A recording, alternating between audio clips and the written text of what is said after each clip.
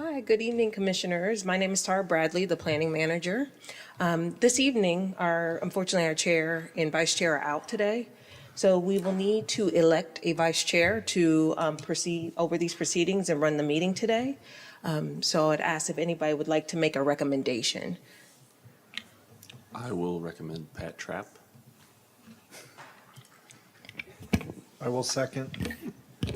Third.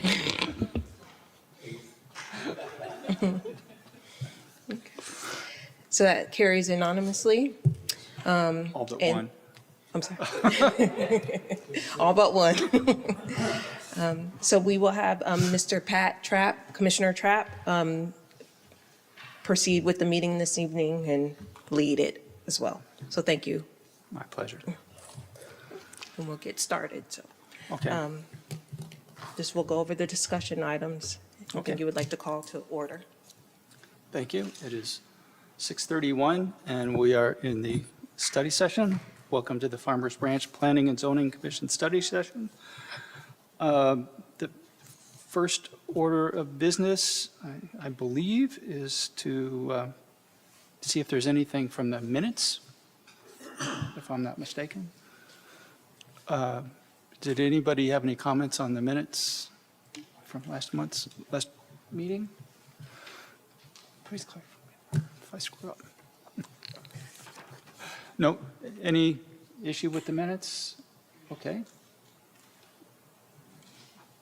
Okay, end of that item. And we'll move on to the regular agenda item, which is 2 items being brought together: conduct a public hearing and consider the request for a specific use permit for a gasoline service station and convenience store on 13601 Midway Road, that is 25-SU-10, and also 26ZA01. Conduct a public hearing and consider the request to amend the comprehensive zoning ordinance for beer and wine sales overlay district. And Brett? Thank you, Chair Trapp and members of the Zoning Commission. My name is Brett Mangum, lead planner with the Planning Department here at City Farmers Branch. I'm managing these 2 cases tonight. These are the only 2 cases on the agenda. They are for the same site, which is what you see up on your screen, 13601 Midway Road. This is the northwest corner of Midway and Alpha. I won't go through the full presentation. I'll just give kind of a brief overview of this case and save the presentation for the public hearing at 7 o'clock. So again, this is the site, just over 1.5 acres. The 2 cases are moving in tandem. Tonight, the first case we'll be looking at is 25SU 10. That is a specific use permit request for the convenience store with gas pumps, and that requires an SUP within the zoning, which is PD 64. The companion case, which would be following that, 26ZA01, is a separate application for the sales of beer and wine on premises. Here in the City of Farmers Branch, we have distinct zones where that is allowed. It's generally prohibited throughout the city, but it can be granted on a case-by-case basis. One thing I do want to point out with any of the alcohol applications, once those are approved, they run with the property, so they are in perpetuity. Once those are in effect, they cannot be removed in the future. So it's a little bit distinct from a typical zoning change where you could change zoning to something else or revert the zoning. This is a little bit more of a heavy decision. So with that being said, this is the site plan being proposed. The current building on the site previously was a bank building. They're proposing to remove the building entirely, clear the site. They will be saving a few of the trees that are along the edges of the property along Alpha Road. But other than that, the site will be cleared, and they will be building approximately 5,000 square foot QT Quick Trip gas station in its place. Staff has reviewed this proposal in terms of zoning ordinance, building codes, fire. We've all looked at it, and they've worked through all the comments from the different city departments. So at this point, it is safe to say that it does meet all the codes required for PD 64. We do have, this is the comprehensive plan. This is distinct from zoning. This is more of the 30,000-foot view of what the city council envisions for different quadrants of the city. So generally speaking, they see the northwest corner of Midway and Alpha there in the kind of dark yellow, canary yellow, as future high-density residential. So it is worth pointing out that this proposal is not distinctly in line with the comprehensive plan designation for that particular location. However, this is a living document. It has the ability to be changed in the sense that zoning is the controlling document. The comprehensive plan is more of a guideline than anything. So while it is not in tandem with the comprehensive plan, you can still consider approval of this request, which would change the zoning. We sent out our notices back in January when this case was originally scheduled for a public hearing. The application was filed, I believe, in December. We had the applicant request a continuance to January 26th meeting, which was the day of the ice storm, so that got canceled. It came up again in February. The applicant, again, on February 9th, requested a continuance, which brings us to today's hearing.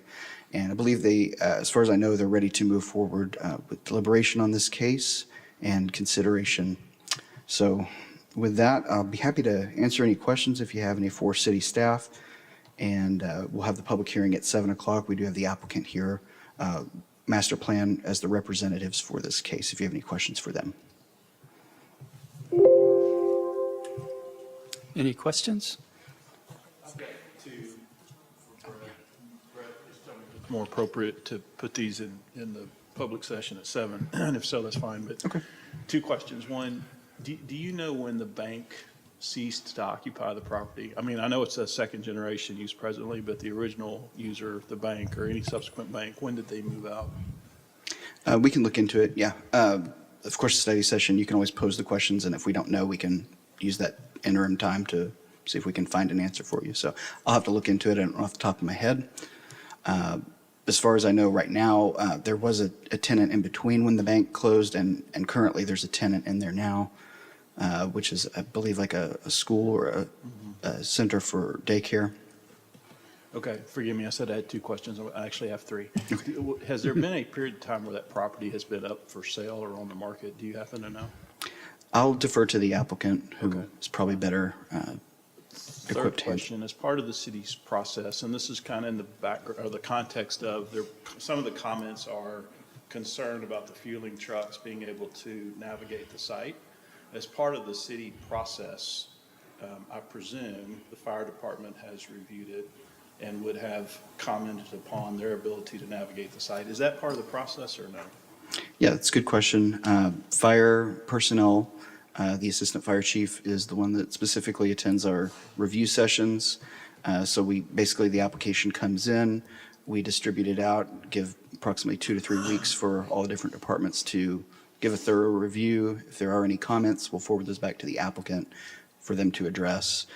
In this case, since we've had the application since December, we've had about 3 months to work through any comments. So fire, I believe, did make some comments, and there have been some tweaks made. So the finished project that you see tonight should meet with the satisfaction of the fire personnel.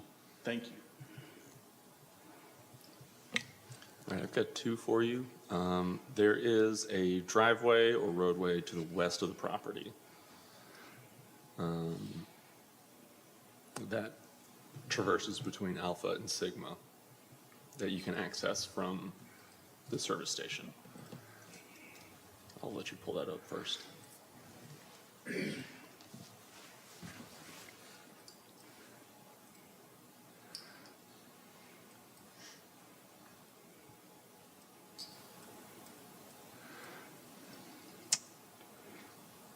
Okay, so we can turn the aerial on. So is it this driveway you're Yes, referencing? yes, and it continues and takes a left. Is that a public driveway or is that a private route? My understanding is it's a private driveway. Okay. And then the second question, I guess, as far as the alcohol, license or permit is concerned, Is that a function of a state law, and is there any mechanism in our code, or do we have any ability to issue a permit to the property that expires when they leave? I'll have to look into that. I'm not aware of any way that we can issue a variance in that nature. Okay, I believe we have to follow the state laws, and our codes reflect the state laws. sure. So Okay. we don't really have a process set up for alcohol variances per se. Sure. Any other questions? I have. You have a question? Yes, please. So if approved, alcohol sales at that location becomes a zoning by right to anybody that owns that land, correct? Yes, that is correct. So, but it would only apply to the specific request, which is beer and wine sales for off-premise consumption. So it would not include liquor, for instance, hard liquor, and it would not include on-premise consumption. So for example, like a restaurant or a bar, Okay. that would not be allowed. It would only be Packaged sale beer and of wine. beer and wine. Okay, thank you.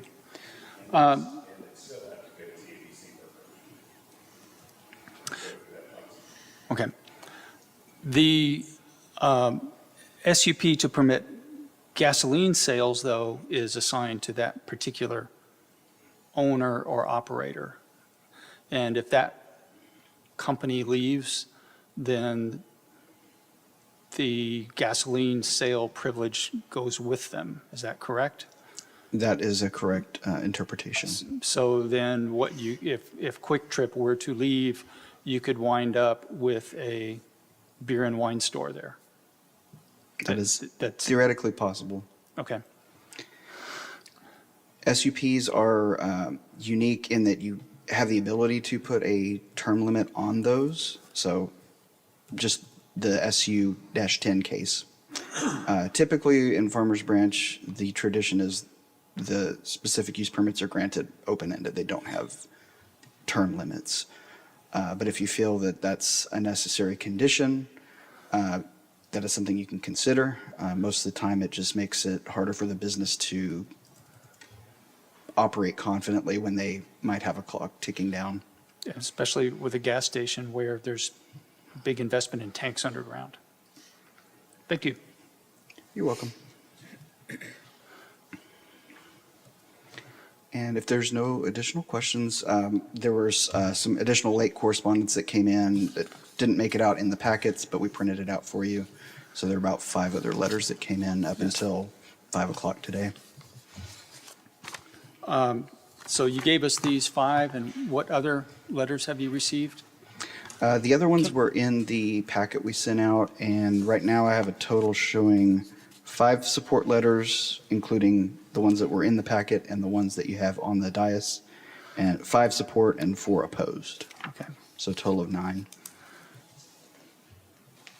Also, probably worth pointing out, just a handful, maybe 1 or 2 of them were actually within the 200 to 300 foot halo. A lot of them came in from the city of Farmers Branch, so there's still valid concerns that you need to take into account, but they don't necessarily count towards the 20% threshold for city council supermajority vote. Okay, thank you. And I think that brings us to the end of the study session, unless there's anything else.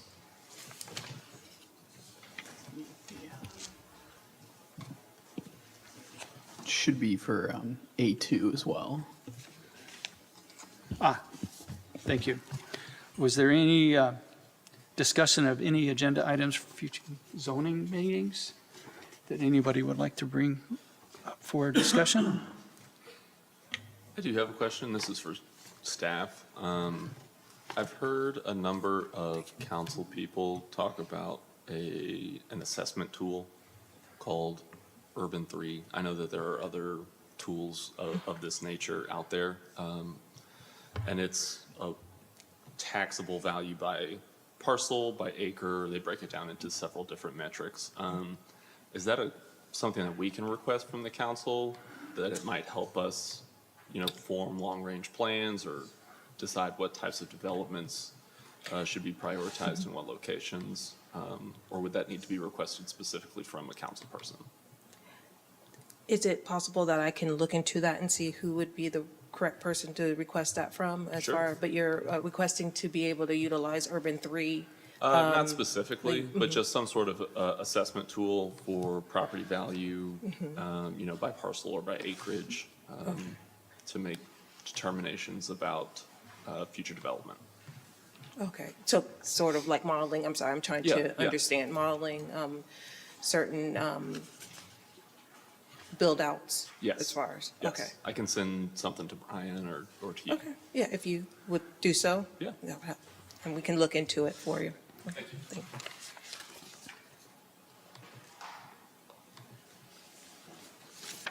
you. Okay. Anything else? Do I have a motion to close the study session? Do we do, we don't? Okay, we're just done then. Sorry? Come back at 7 o'clock. Yes, we will reconvene.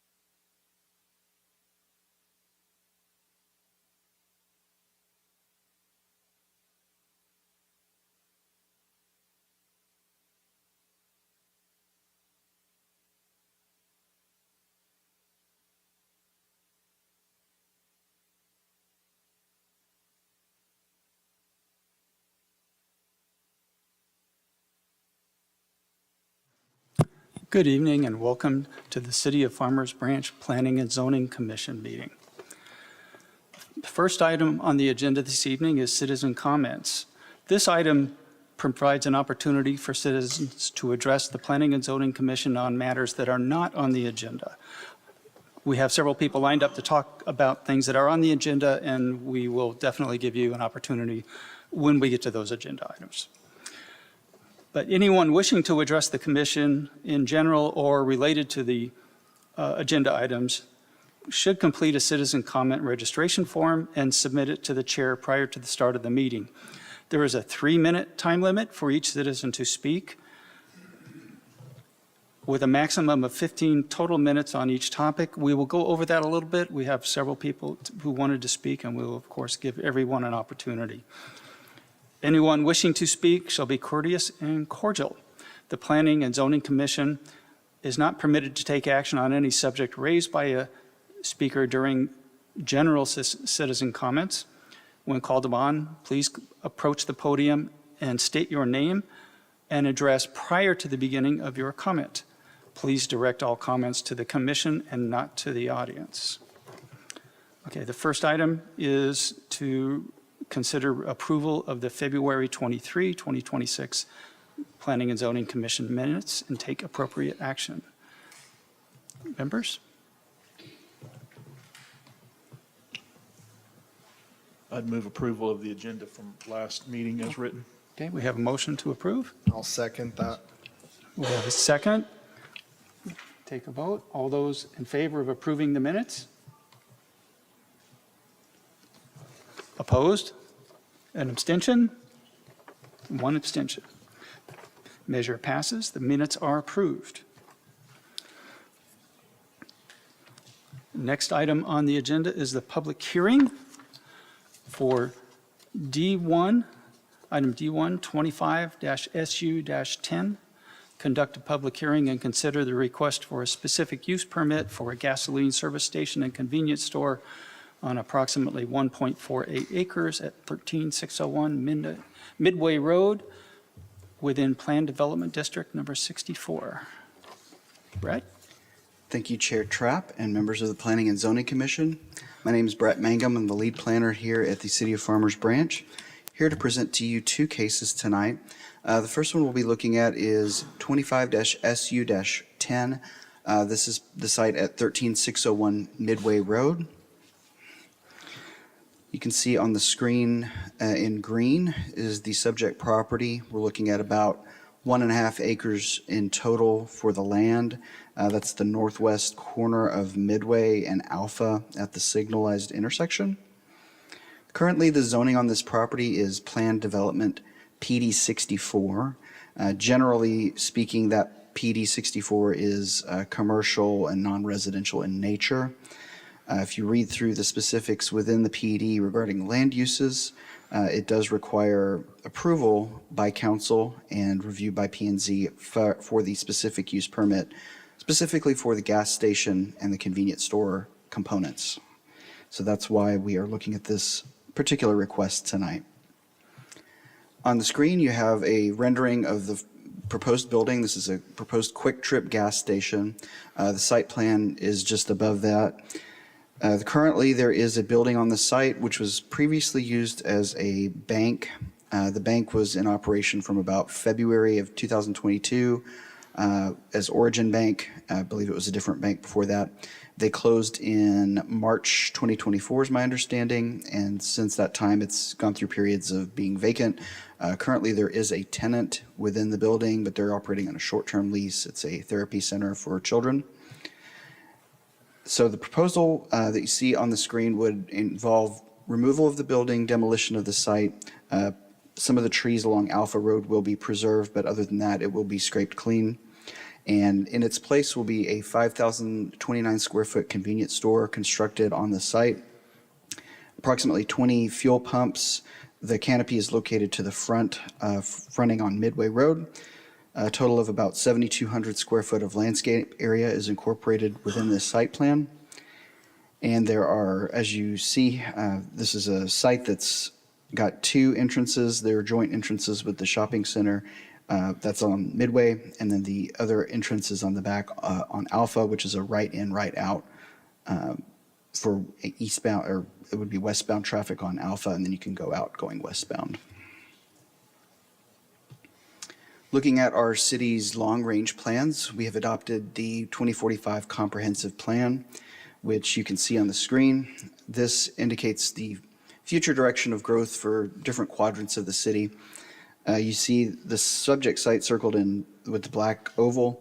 That is in the yellow color, which indicates the city council has envisioned future high-density residential for that general vicinity. So with that being said, the recommended uses within that particular zone would be things like triplexes, quadplexes, townhomes, small lot, detached single-family, or apartments. So strictly speaking, this proposal is not consistent with the letter of the comprehensive plan. With that being said, the comprehensive plan is considered a guideline for zoning decisions. The zoning on the property, which is PD 64, as I stated before, that is the controlling document. So if you approve this specific use request tonight, that would basically create an overlay within PD 64, which would allow for the convenience store and gasoline sales aspects. We sent out property notices to owners within 300 feet of the site. We sent those out on January 29th. Those were 13 letters sent to all property owners and the school districts as well. We also posted the sign as required per our regulations. So that has been on the site since the application was filed. As of tonight, I'll update the numbers. We did get an additional opposition letter, so 5 letters in support, and instead of 3, as you see on the screen, there's now 4 letters. The late ones were printed and left for you on the dais for your review. So that concludes my presentation on this portion. For this particular case, we do have a companion case, as you have seen on the agenda, 26ZA01. I do want to point out at this point, we'll handle these in separate motions, but if you do decide as a body to deny one, then the other one would need to be denied as well. So they stand together. Okay. And we do have representatives for this case. If you have any questions regarding the business, the operations, they can help to answer those. I'm able to answer any questions as far as city policy goes. So with that, Chair, I'll turn it back over to you for further deliberation. Okay. Any?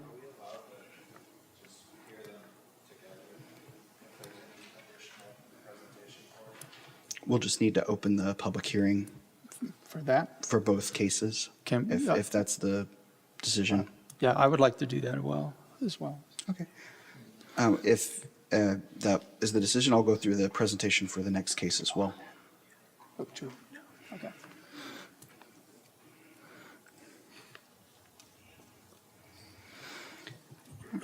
Same subject site.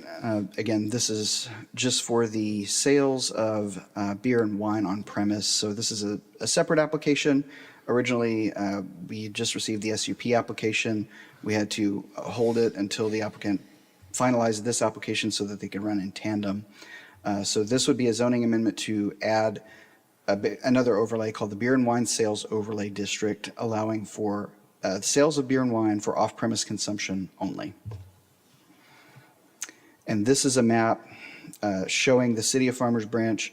The light blue areas are the zones where this type of alcohol sales are permitted currently. So there's about 10 of them altogether. If this one is approved, it would be the 11th. So you see the close-up for zone 11.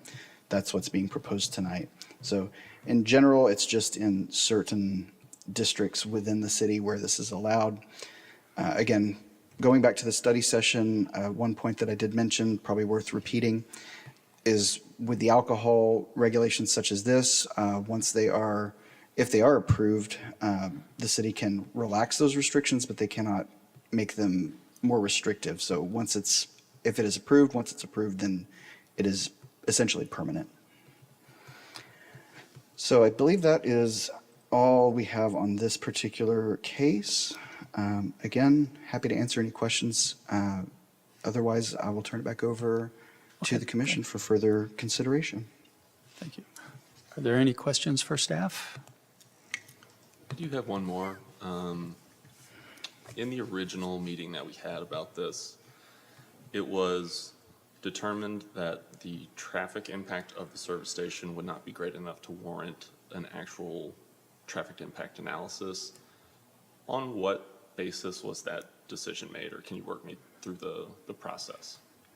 Yeah, I'll have to be careful because I don't want to misrepresent. I'm not an engineer, so certainly take it with a grain of salt. But our engineering staff are part of the development review committee that looks over the applications that we talked about earlier, including fire, building, and engineering.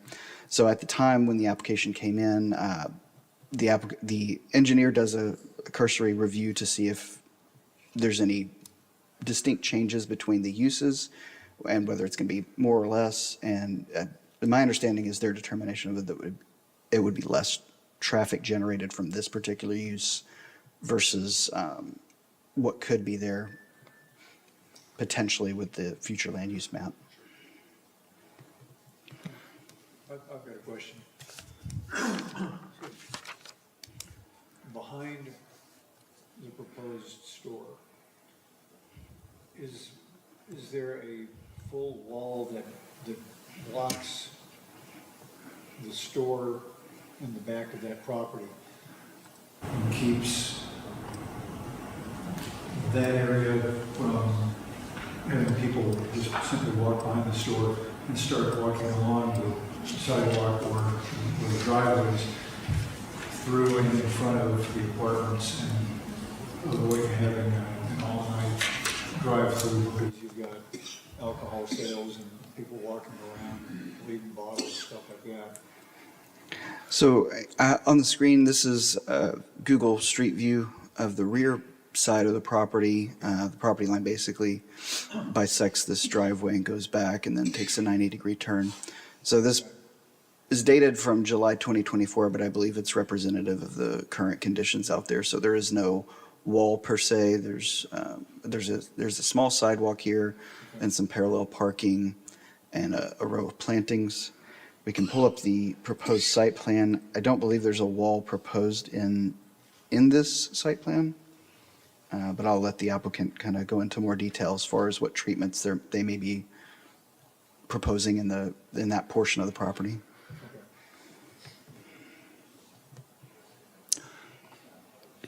Is the applicant here this evening? And does the applicant want to make a presentation? Brett, did you have anything else? I have nothing additional to add at this time.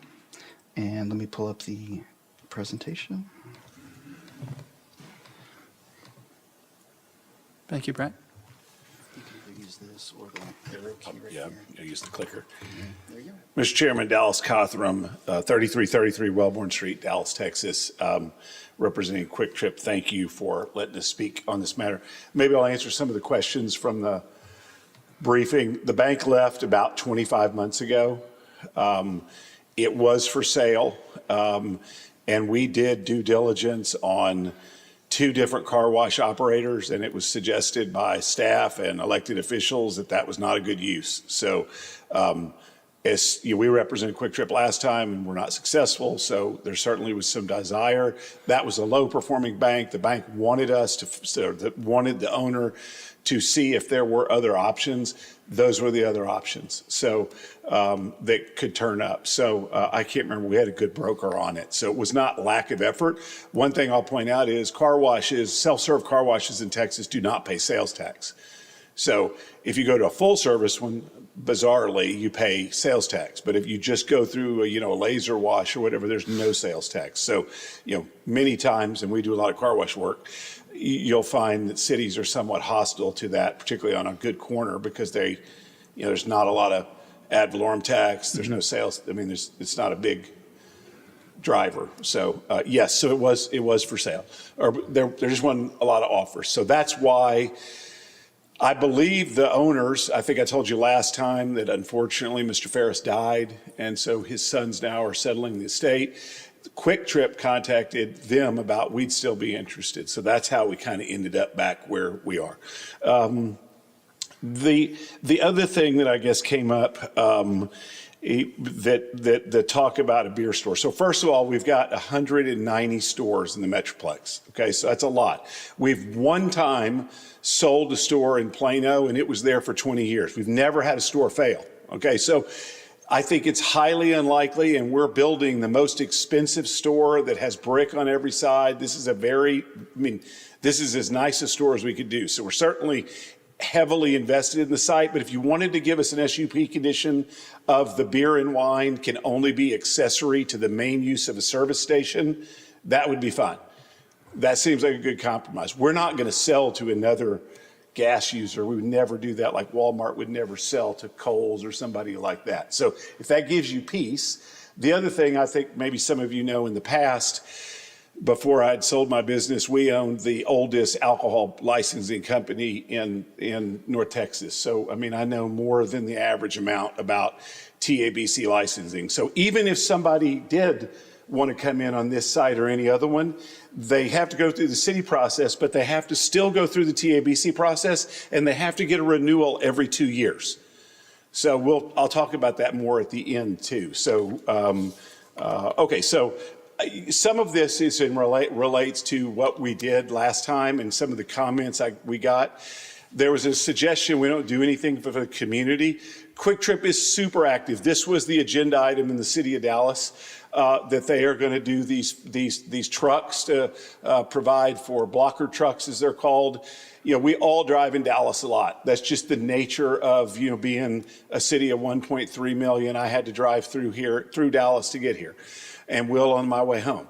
They work very closely with PTA groups, youth football, whatever it is, and would likely do that here if asked. We haven't been asked, so I'm not going to belabor this. Another suggestion was, I guess somebody suggested we don't know anything about schools. I'm second in my office. I've only worked on about 75 or 80 campuses, so I think that's a pretty good number. We've done more than 200 Dallas independent school districts, plus Grand Prairie and Highland Park and Richardson. We do a lot of school work. And this is not, in my professional opinion, adverse to the school from a traffic standpoint or the beer and wine, and we'll show you plenty of examples of just Quick Trip. If we wanted to look at all of the schools, much less Montessori's and other things, it'd be hundreds that are within 300 feet. So, I mean, you know, this is a big practice area. Okay, there's lots of stores. You see them all the time. I will say, I mean, I like Quick Trip the best, not just because they're a client. It's where I want both of my kids who are drivers now.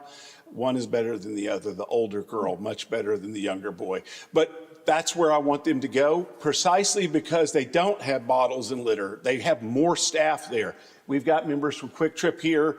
You know, one of the great things about this company, and I said this last time, cities should be more interested in best-in-class operators than what they do.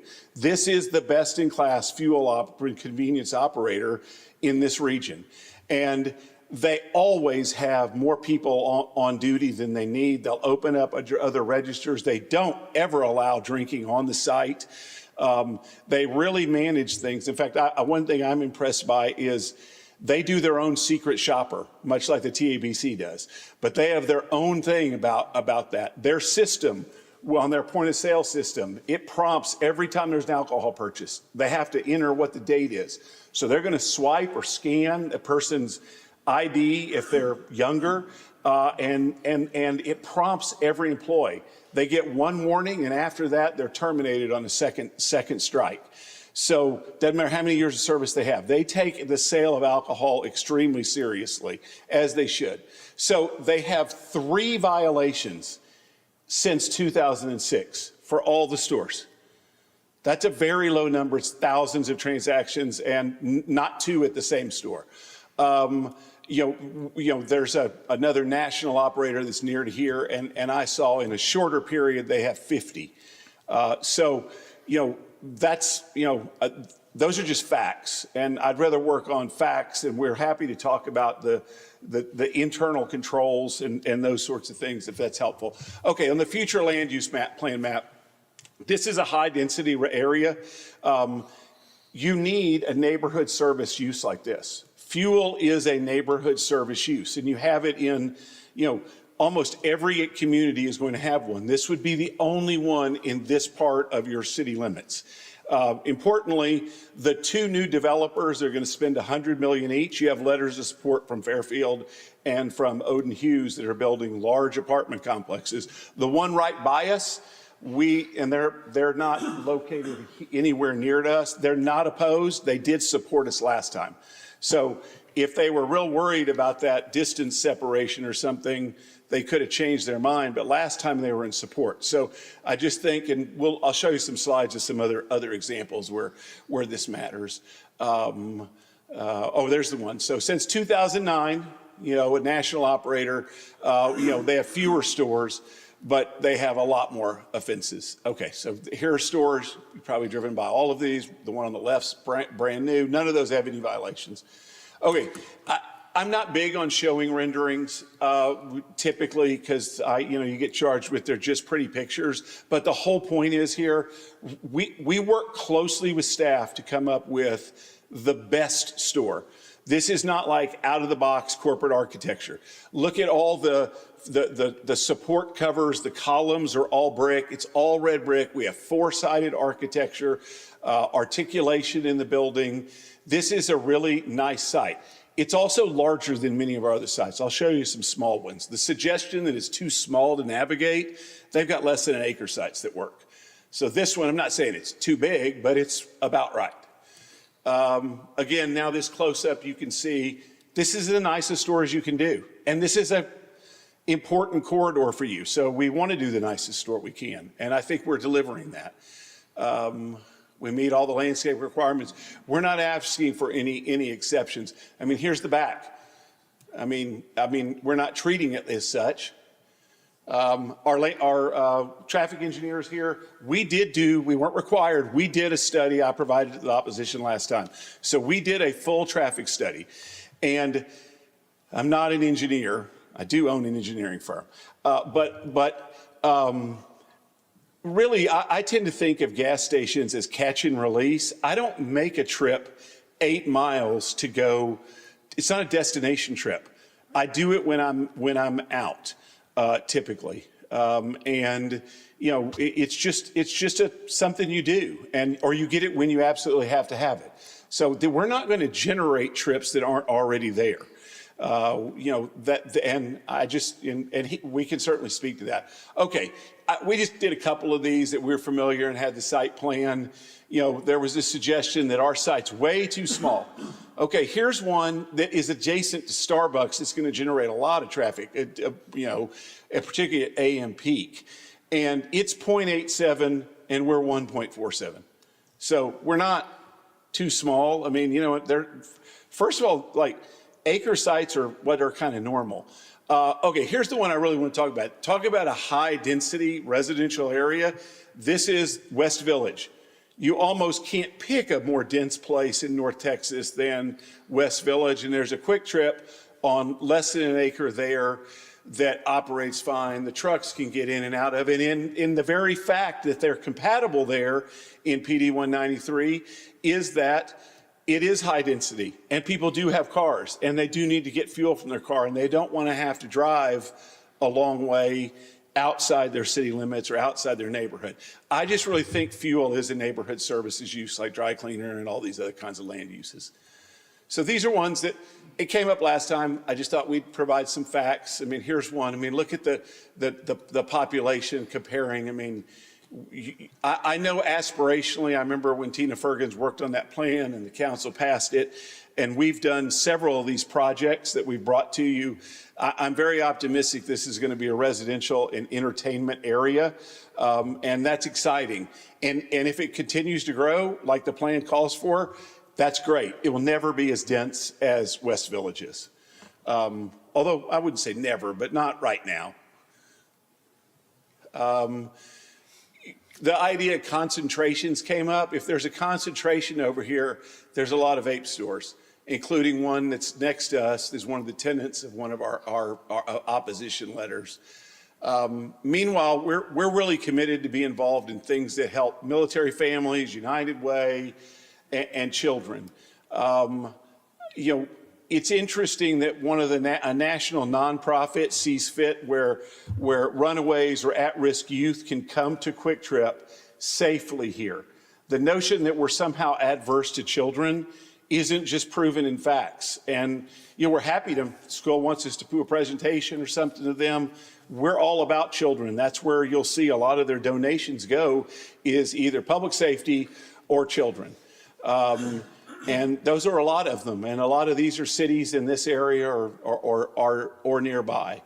Okay, so a couple of these, you've got Strength Society, which is the one nearest to us. That's Caddy Corner, is in favor. They have kids in and out of that gym all the time. The other one, does this have the laser thing? Well, oh, yeah, that one, Rogue Fitness and Dance, they're in favor. That's a kid operation. Odin Hughes, that's multifamily. That one, Fairfield's going to have 350 units there. Here's one up here. Your former building official, Hugh Pender, you know, who's a resident, is in favor. I will point out too, this business operator is also a resident who lives in this area, as he pointed out. So, you know, we did have meetings at people's request. We, I guess there's some in favor and some against. Okay, here are some examples of only Quick Trips that are by educational institutions. So John Paul has one, Waxahachie High School, Forest Lane Academy. I won't read all of them, but probably you've been by these and haven't noticed. And if they were a problem, they would have had an opportunity every 2 years to challenge the TABC license. They haven't done that in any of those instances. It's been renewed without incident because there's not a problem. Here's some more. You know, one, Marsh Lane Middle School, you know, fairly nearby, not in the jurisdiction, but not far away. So, you know, just hearing this, there's, you know, the city process is zoning, but there's a state process too. You have to get through both of those to be able to sell beer and wine, and you have to get through it, you know, every 2 years on the state side. Does that make sense? Mm-hmm. So I think people sometimes lose track of that, and you will certainly see places that have a problem and a reputation, they end up with a more difficult time in their renewal process. We don't. And a lot of that is, this is part of employee training and in the assistant manager or manager supervision, and they're aided by how their point of sale system works, that they're going to scan that ID, they're going to get proof that they are of age. So, you know, they know how to do this. It's not the biggest driver in their business, but they're not going to do a store without it. But just in listening to some of the questions, I thought maybe the accessory to the main use is a reasonable and appropriate middle ground where you don't have to worry about this converting to an old gas station that is a convenience store with beer and wine and is not great. That being said, that'll never happen here. This is going to be a great store. If you open it, it'll generate significant sales tax. And I guess the last thing I'll close with, I can't tell you how many of my Quick Trip colleagues I've worked with, this was their first job in high school or their first job as a college student, and they end up working for the company for really long periods of time. This is really a top operator. I've worked with these guys for 20 years, and just like everything they do, and they're methodical about it. They really like this site, and they want to be in this part of Farmers Branch. They're already in your city without incident. If they were having problems or somehow there was some sort of shenanigans going on, this is not a big town. That's why you all live here, is because it's not a big town. So I'm happy to answer questions or, you know, take comments. Hopefully I addressed some of the things that came up last time. And maybe I tried to answer all the questions from the briefing. Yeah, and our traffic engineer is here if you want to, you know, drill down on the specifics of the fact. But, you know, staff's right that it wasn't required. We just went ahead and did it anyway because of this situation. But, you know, imagine on this high-density site, you could have more trips than this that are potentially destination ones. I don't know. Happy to answer questions if that's the appropriate time now. Any questions?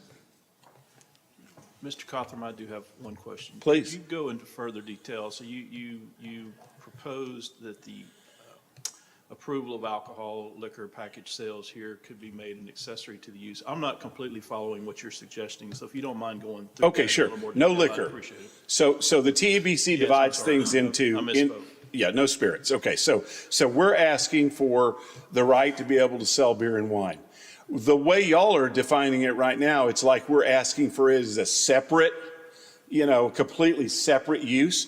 We are happy for the conditions of the SUP to say that you can have beer and wine sales only if it's accessory to the main use of a convenience store and gas station. So our certificate of occupancy would read something like convenience store with fuel pump, 20 fuel pumps, and then a accessory permit, accessory use of beer and wine. I mean, and I think typically planners think of accessory as something that's, 10% or less of kind of the floor area and is customary and incidental in what you do. Like an office building might have a deli, a hotel might have a spa. They're not a different use. So I just was sitting there and just thinking, well, if that's your fear, I think there's a way to write your ordinance around that where it's not a problem.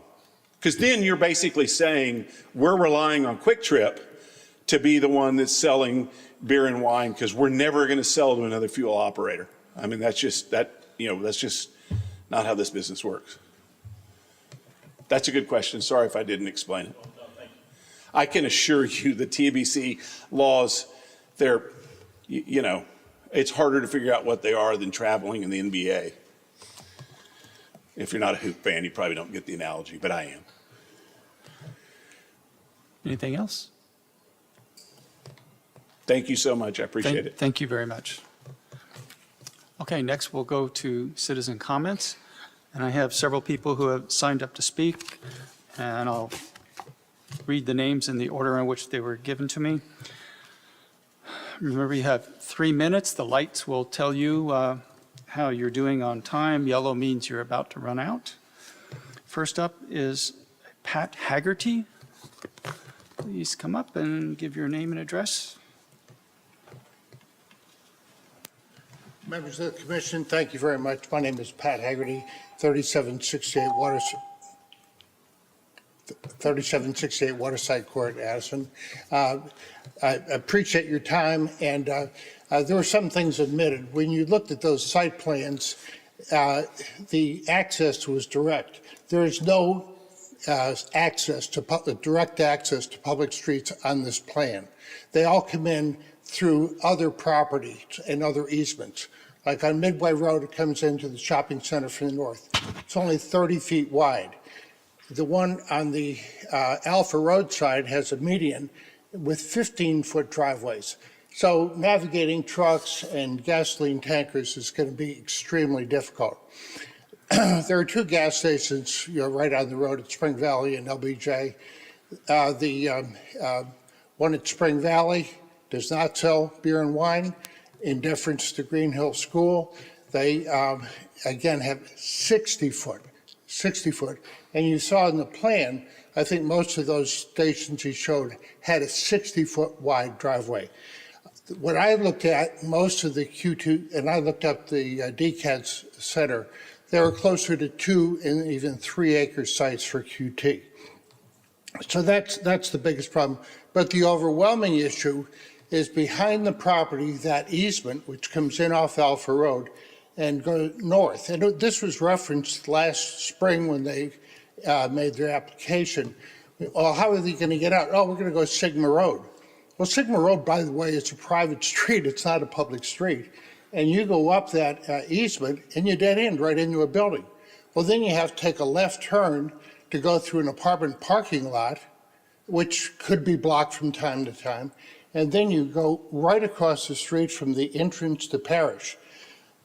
I was out there around 3 o'clock one day, and it was 3 lanes of traffic coming out, 2 Farmers Branch police directing traffic. So you take your right up, as they want to do. It goes right through the middle of the campus with athletic fields on the right and the campus, the buildings on the left, kids crossing, and then up to the light at Midway. I mean, does he have any examples of the access going right to the middle of a school property? Thank you very much. Thank you.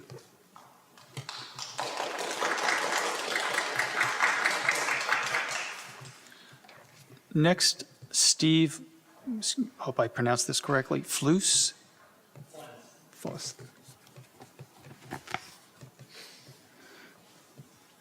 Good evening, Commissioners. My name is Steve Flens. I represent MW3 BP Associates LLC at 13605 Midway Road. We're directly north of the proposed development.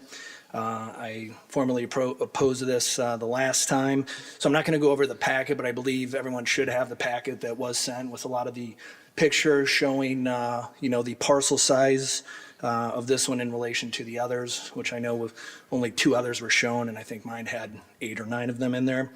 I do want to reiterate that this parcel is only 1.47 acres, which is half an acre smaller than any of those ones that I shared with you. It's not speculative. It is a predictable site constraint problem. Even if QT is good at traffic, the land itself is a limiting factor. Blocked access drives, proper turning radiuses for large trucks, U-turns on Midway will all become issues, with the largest being able to turn northbound on Midway Road. I do have the traffic study that was shared with me. It says with outside traffic, less than 10 left turns at that intersection, the north intersection of our property. QT predicted to add approximately 50 turns at that opening. So now we're not only questioning how cars are going to exit and go northbound, it's those that are coming northbound and making U-turns or turning into that access.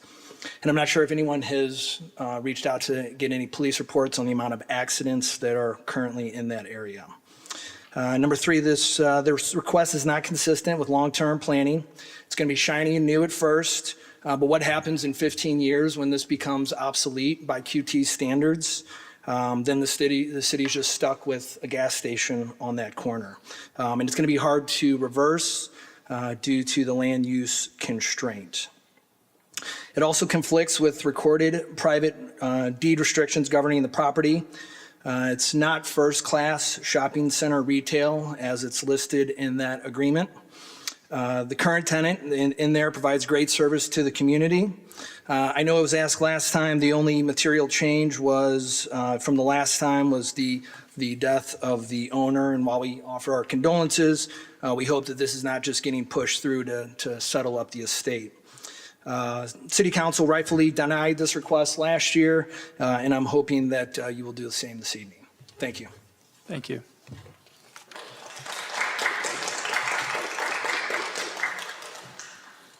Next, Joe Dingman.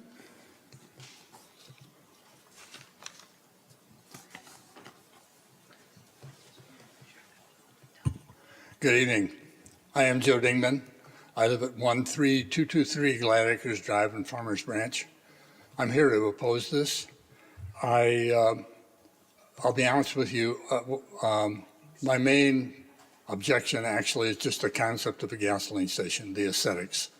There's no such thing as a beautiful gasoline station, or if there is, it's only beautiful the very first day. They're ugly, they have a lot of traffic, they bring a lot of pedestrian traffic as well.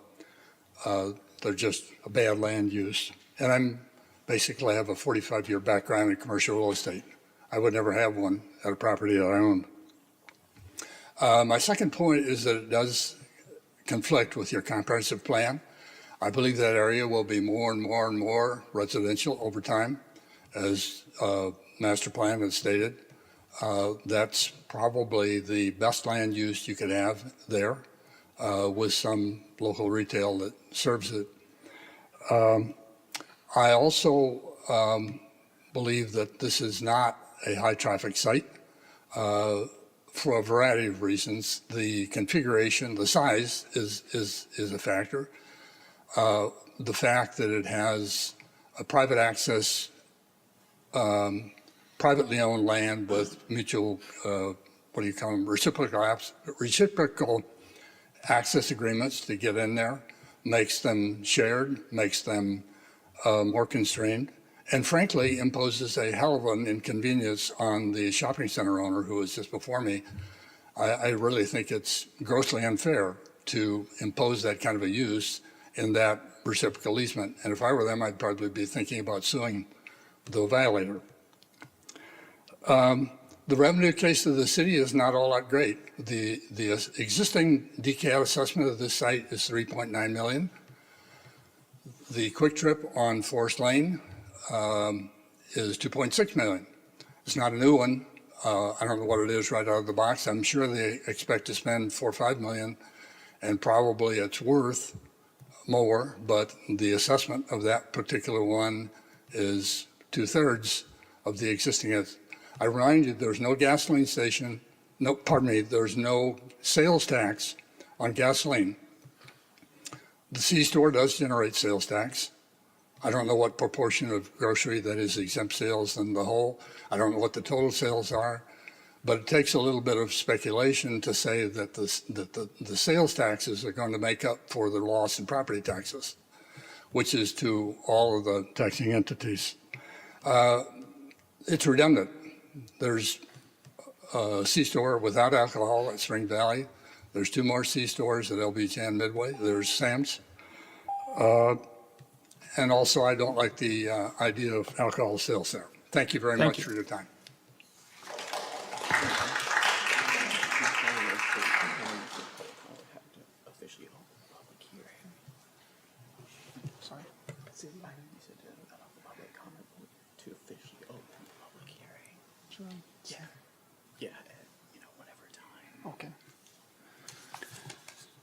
Okay. Next is Kelly Jo Sands.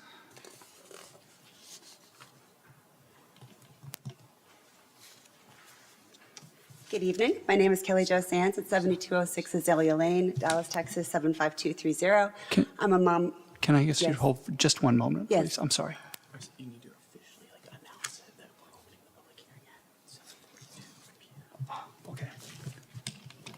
My apologies. Council advises that I made a blunder in the proceedings. We need to officially open the public comment, even though we've already had some speakers. So at 7:42, we are now officially opening public comment. That doesn't invalidate the things that were already said. Those are on the record. But council has. Should I start over? Yes, please. And if you could please restart her clock. Okay. Good evening. My name is Kelly Jo Sands, 7206 Azalea Lane, 75230. I'm a mom of 3 boys, 2 of which attend school in your community. My oldest son attends Parish, and my youngest attends PHPS, where I'm also representing the school as vice president of the board. Not surprisingly, both of those school logos were absent from the slide shown to you earlier. I'm here to once again strongly oppose the multiple exceptions that this development requires. My concerns really come down to 3 simple points. This project is not necessary, it is not additive, and it is certainly not appropriate. First, it is not necessary. Within less than a half a mile to the south, there are already 3 gas stations that I drive past every day with more than 50 fuel bays serving this corridor. And there are more in the other 3 directions. Residents and commuters already have ample access to fuel and convenience stores. Adding another does not fulfill a need in this community. It is simply duplicating something that already exists in abundance. And despite their description of the footprint, 20 bays is extremely large. For comparison, it is the same size as Walmart's down the street. Second, it is not additive to this community. This development does not bring a service that improves the quality of life for residents. What it will add is traffic. Many of us already experience congestion at this very intersection. Personally, I sit through 2 left turn signals every day in my morning commute. A high-volume convenience store and gas station is literally designed for constant vehicle turnover, cars entering and exiting, delivery trucks and fuel tankers. This will only intensify the congestion. There is also a median on Alpha, as has been described. So I'm perplexed how anyone would even turn around without entering either a fire lane or going to the private road Sigma and turning around, which is another busy intersection for our student drivers. In contrast, the current tenant, Learn, Play, and Grow, serves children with special needs. This type of organization is the kind of establishment that strengthens a community, one that supports families and this complements the nearby schools. Finally, this project is certainly not appropriate for this location. The site is designed for high-density residential use under this city's own comprehensive plan. In order to build this gas station, QT must request multiple exceptions, including a special permit to sell alcohol 24 hours a day, 7 days a week. This proposed station would sit nearly 375 feet from Parrish. The city requires alcohol retailers to be at least 300 feet from schools, but Texas law allows them to be extended to 1,000 feet for a reason. And I think the reason for all of those examples up on the screen with the disclaimer that they were under 1,000 feet is very purposeful. Placing a 24-hour alcohol retailer this close to children should not sit well with this council. A picture in your packet literally illustrates how close this is to our children's soccer field. An aerial view can't be captured without capturing it clearly as well. And finally, this proposal was already voted down once with strong opposition. Honestly, when a project requires multiple exceptions to the city's own rules, sits virtually on top of a school, and doesn't serve any real need, that's simply the wrong project or some vested interest is at heart. Thank you. Thank you.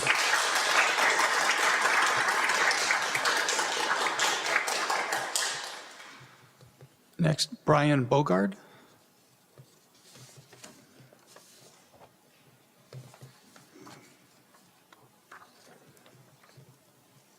Brian Bogard, 6941 Gate Ridge Drive, Dallas, Texas, 75254. Thank you for your time this evening. I just want to share a story with you. I wasn't sure if I was going to come and talk today or just listen to the case for or against the Quick Trip. I do have two children at Parrish, 14 and 12. I just brought this because I wanted to share it with you. On March 5th, stopped at a Quick Trip, I think relatively close to, and not all Quick Trips are the same, not locations are the same, I understand that. Stopped in a Quick Trip, got gas, went inside to get a drink, and while I was there were some people at the front of the counter with a bunch of groceries, and the line was backing up, and then a scene kind of ensued where another person came in and created a little bit of a scene. The person that was up grabbed all of their stuff and ran out. The cashier asked me, I was the furthest in the back, it's like, stop that man, stop that man. And I thought he'd left some money or something. So I was like, sir, the cashier is calling for you. He said something to me that I will not share here, but at the same time, the gentleman who caused the scene grabbed a bunch of his goods and left the other side. I didn't know what happened, so when I got to the front, the cashier just kind of went back to doing his thing.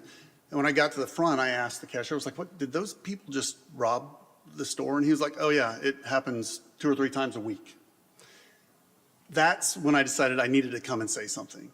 This store it's store number 01900, very, very close to Parrish, right down Alpha Road. And again, I know they're not all the same, but this was something that the fact that it happened and there was no security, there was nothing there. I'd love to see a security report or maybe a shrink analysis of losses from theft and what Quick Trip is trying to do to keep that from happening and to protect our children. Our children are very close to the store, the proposed site. So I'd love to see, what are they doing to help stabilize that type of environment and to protect the kids, because these two people just ran out, and it was something I'm not accustomed to, so I didn't know how to react. But it was something that, according to the cashier, to a Quick Trip employee, it's something that happens quite frequently. So I'd just love to know a little bit more about if this is approved, what they're going to do to help protect our children that are that close. Thank you. Thank you. That is our last speaker. We have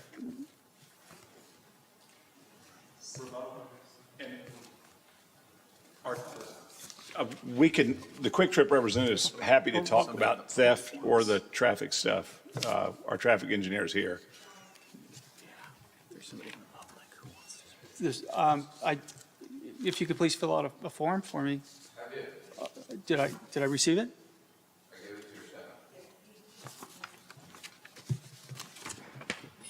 I apologize if it got misplaced. I've called all the names that I've received. Okay.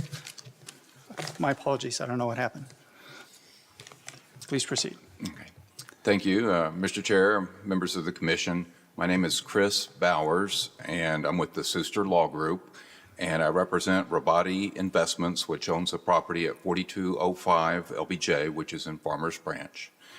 And I am here today to give you reasons to deny this request. As you've heard, this request was denied 9 months ago. So it's hard to know exactly why the council did that, but many reasons were given then as well as now, including the fact that sometimes these stores do attract criminals or vagrants. Sometimes students at nearby schools may be attracted to the beer, wine, or tobacco products. A reason given is if Quick Trip ever were to leave, another operator could sell the same products. Another reason was that the traffic congestion would be significant. And I want to talk just very briefly about truck traffic. Quick Trip needs tanker trucks, and these are very big trucks. And if you take a look, there are only 2 entrances for these trucks to enter on these properties, and both of those entrances are narrow. And so those tanker trucks cannot turn in to the property from the nearest lane. They're going to have to turn from the middle lane or even possibly the far lane in order to turn into this, the narrow driveways. And that's going to create some substantial traffic congestion. Another reason given why this proposal was rejected was that it was not consistent with your comprehensive plan. And I would just say, why even have a comprehensive plan if you're not going to follow it? That plan is supposed to guide your decisions.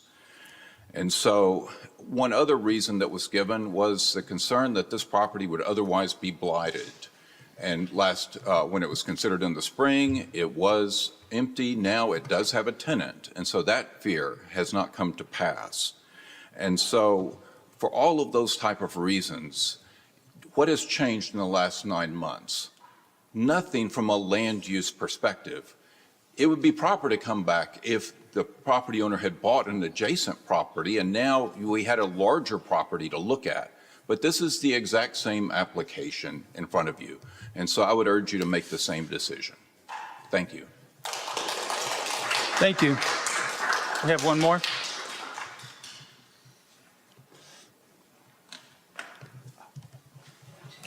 Two more.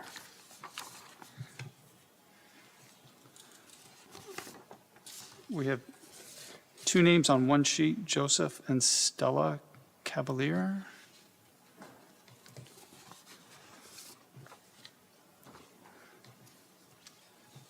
Hi, my name is Joseph Cavalier, and I live at 4071 Alpha Road, Farmers Branch, and we go to Parish, but we also live in Cambridge Crossing, which is, my daughter's window is about 1,000 feet from the proposed site, so I think that she'd like to have a little moment.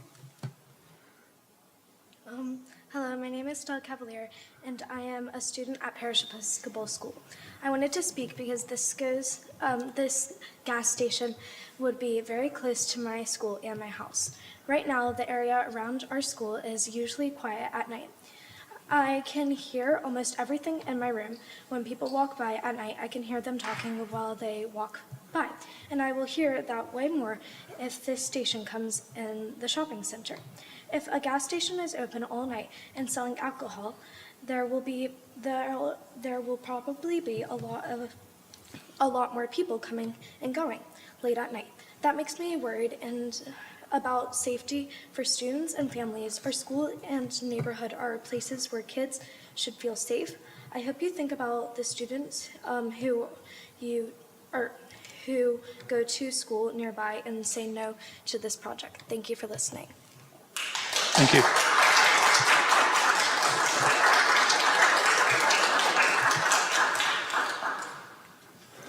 Next is Emily Sharma.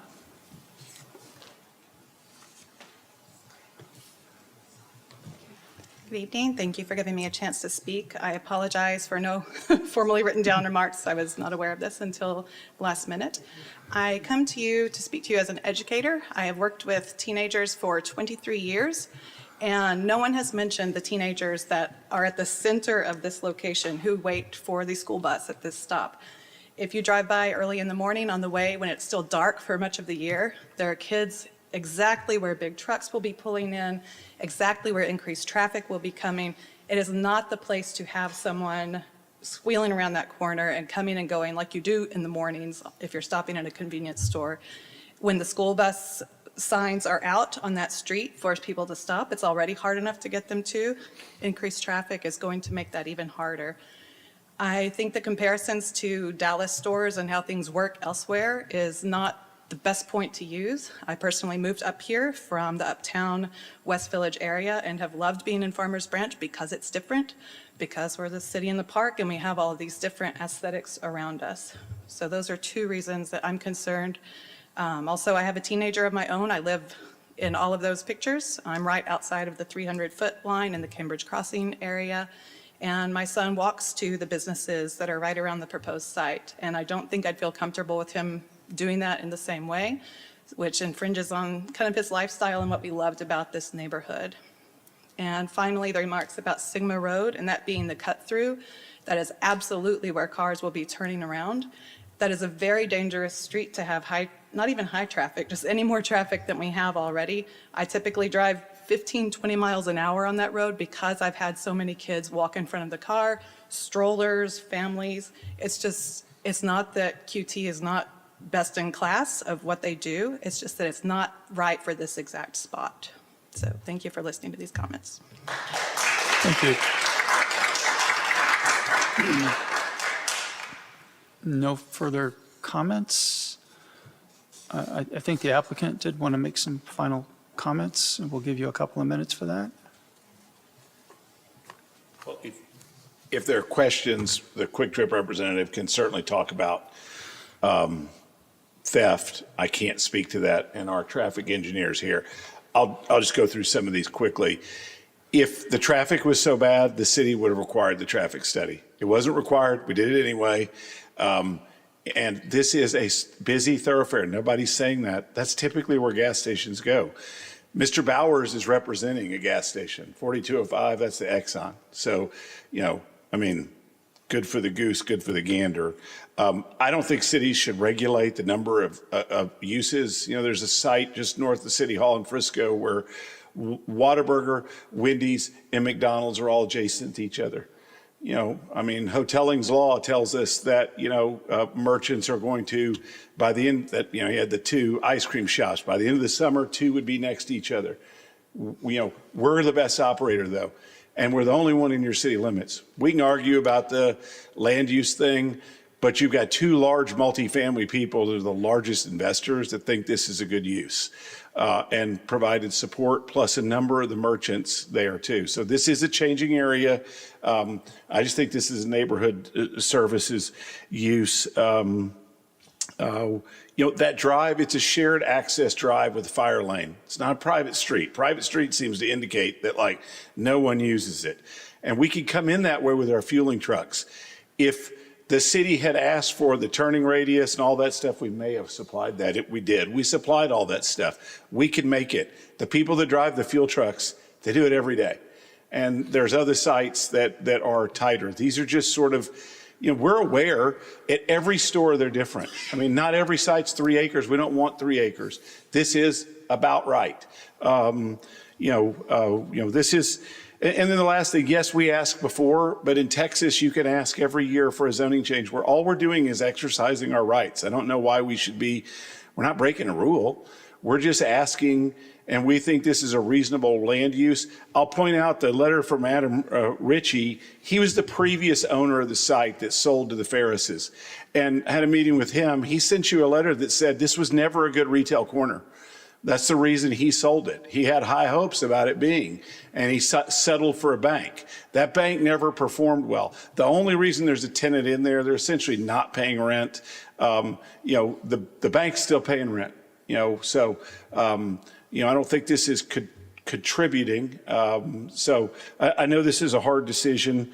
That's why you get the free box lunch.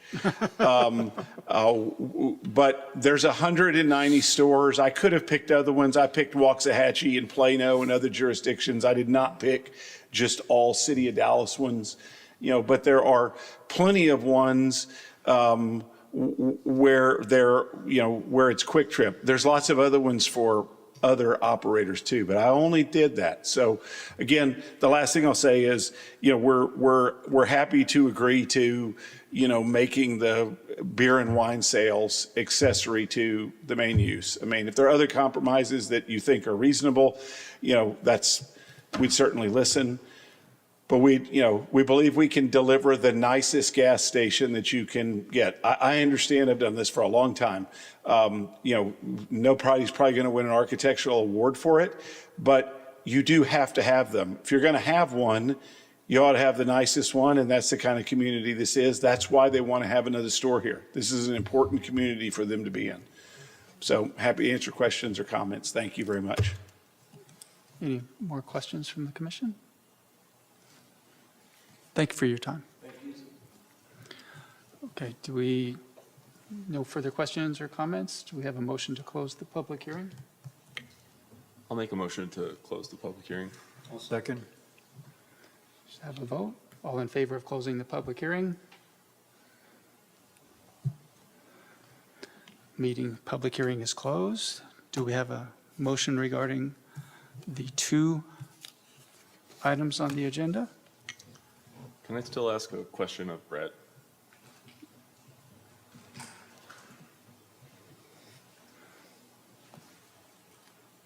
Are you familiar with that framework that he put in front of us as far as tying the approval of alcohol sales as an accessory use to service station that can then be tied to an operator? That's not something that I've heard of. Okay. In the framework of what we're looking at tonight, the request came in. It's fairly black and white. The application was filed for alcohol, beer and wine sales on this property. It's a yay or an nay. So if there is such a framework, we wouldn't be able to pivot to that. We have to review the application that's before you that was applied for. So that's just an up or down vote. Sure.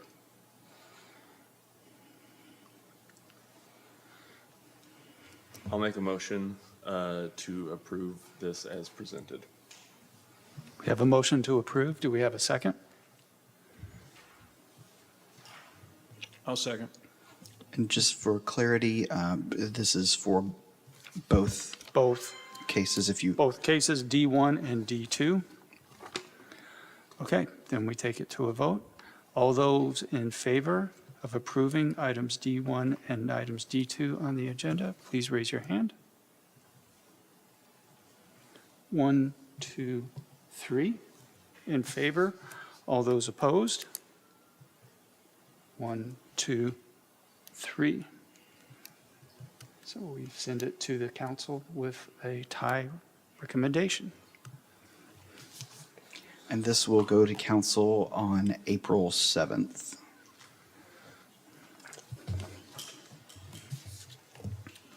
Okay.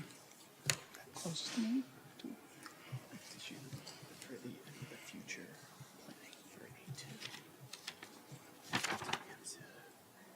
Is that on the regular agenda or just the study session? That's just study session. Okay. Then the meeting is concluded. 8:03 PM. Thank you. Thank you.